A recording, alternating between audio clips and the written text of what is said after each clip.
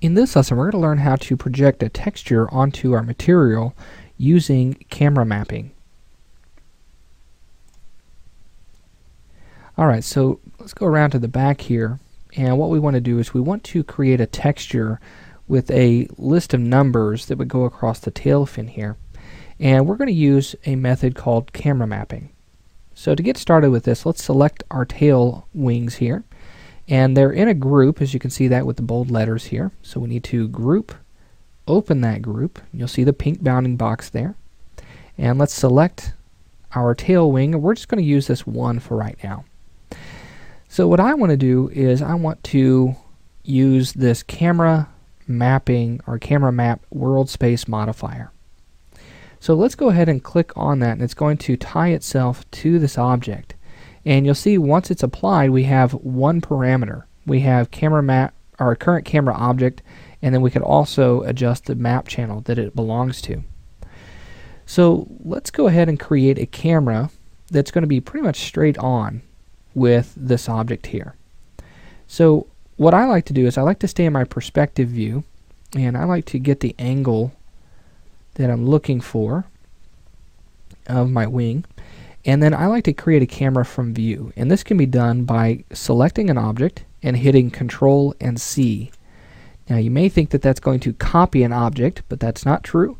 You can see here it created a camera called Camera 001. Now I'm going to go ahead and rotate or roll the camera, okay, and I'm going to roll the camera just so that way it's pretty much parallel. So you can see this bottom edge, it's parallel with the bottom of our viewport here. So I'm going to turn that off by going to my select tool, and we still have our camera selected. And now what I'm going to do is I'm going to hit P on the keyboard to back up away from that camera. And this camera is a target camera, and I want to make it a free camera. So I can do that by going to target type here and then free camera. Alright, so now that we have this set up here, let's go to our tail wing that we had selected, and it's got that camera map binding world space modifier on it. Let's go ahead and pick camera, and then we'll pick that camera that we just created. Alright, so now that we have this, what we can do is we could create a material that is going to hold that string of numbers that we want to apply here. So I'm going to go into our material editor, and I've gone ahead and brought up the compact mode again. And let's select just an empty space in our material slot, and I'm going to go ahead and call this tail underscore numbers. Okay, and I'm going to choose the composite material here. So I'm sorry, not composite. We're going to use the diffuse map, and then we're going to use the composite map to do this. Okay, so let's choose our texture that we want to use. So we're going to click on none here, and we'll go to bitmap, and you'll see that we have tail numbers.jpg, and then I also have this tail numbers composite mask. Okay, so we're going to use both of these. So there's the tail numbers there, and let's go up, go to parent, and then let's choose our mask. Okay, now they're fairly close in color, so you could probably use either one, but this one is a flat black here. Let's hit open, and here you can see that that is now masked. Now what I need to do is I need to borrow from that material color that we have there. So I'm going to select the color on this. So let's go up, and we're going to use this paint drop or eyedropper tool to select the color, and then that should be pretty close there, and we'll hit OK. So we have our color. Let's adjust our specularity to 26 and 24. That matches the material that we had created for it before. Alright, so now that we have that, you can see that this number is now projected.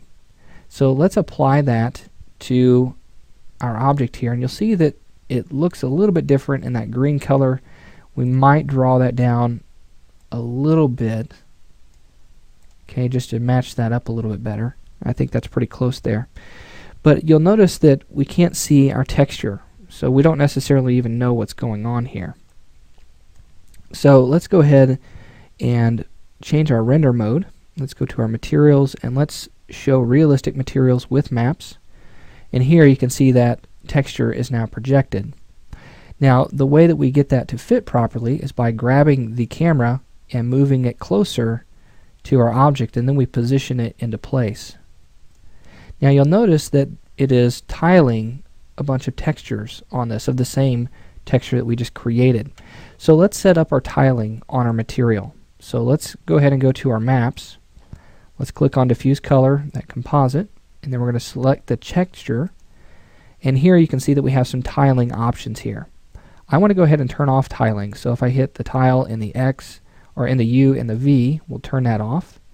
And then that also allows me to uncheck this show map on back. So what that's going to do is it's going to project the texture on the back of the object as well. So I want to uncheck that. I only want it to be on the front. So now that I've done that, let's go ahead and let's go back here, and you'll notice that it's still showing up this way. Why is that? Well, let's go ahead and change our mask as well.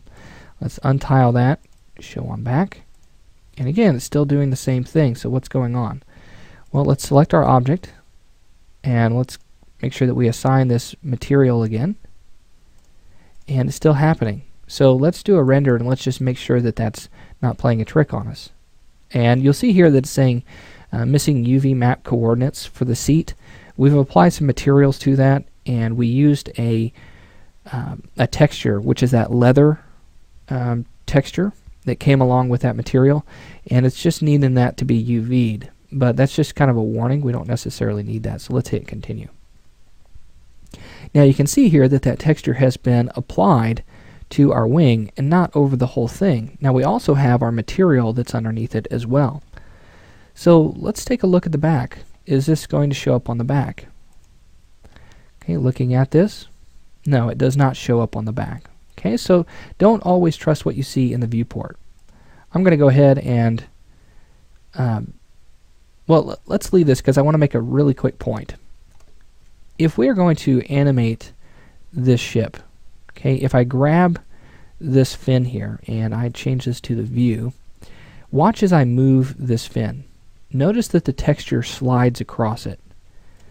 So in order for that texture to stay in place, what we need to do is we need to group the camera to our fins here. So what I'm going to do is I'm going to make my camera part of this group here. Alright, so I'm going to go ahead and select the fins, one of the fins here. I'm going to hit group, and I'm going to close that, and then I'm going to select my camera, and then I'm going to select my fin, and that will now make that part of that group. So now if I move this group at all, that texture is going to stay in place. Okay, so that camera will always have to be there for that texture to work properly. Alright, so now that we have learned how to apply that texture, there's only one more piece that we need to texture in our ship here, and we can just take just a second to do so. We forgot in our console area, we forgot to show you how to, or we forgot to create the HUD here. So I've created this plane, and I created it in the very beginning in the modeling section, and I had plans to use a texture to kind of show this HUD that's kind of floating. So let's use our texture maps, and we're going to use multiple different texture maps here to kind of help us out to create this effect that we're looking for. So I'm going to stick with this standard material here. Let's go ahead and rename this, and let's call that HUD.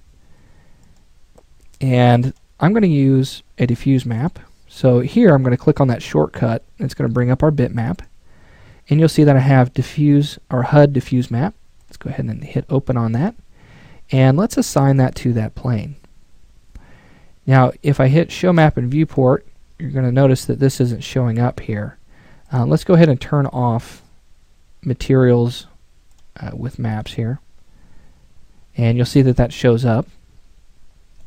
Okay, and if we hit up on this, okay, let's open and expand our maps here. If we rendered this out, it's just going to be a white background with this texture. Okay, and it doesn't look all that great. So what I need to do is I need to get rid of that white area. So I can do this by using an opacity map here. And I don't necessarily want to use this opacity map just yet. Let's go ahead and talk about how to get the glow first, and then we'll talk about getting rid of that opacity. So in here you'll see this self-illumination, and self-illumination is going to allow the texture to produce light. Now it doesn't produce physical light. It's not going to reflect off of any other objects or anything like that, but it's going to make the texture appear as if it's glowing. So I'm going to use this map, and I'm going to use an actual glow map, and this is going to give me some options here. So I have glow, and I can give it a map. Okay, so I'm going to use my diffuse map here, my bitmap, and I'm going to choose this HUD opacity mask and hit open on that. You'll see how that changes our material a little bit. That begins to get a little bit brighter in the orange area. We can adjust that glow amount, so we'll go to something like 10, and that will begin to glow quite a bit. Okay, and then we also have some diffuse, and then we have transparency.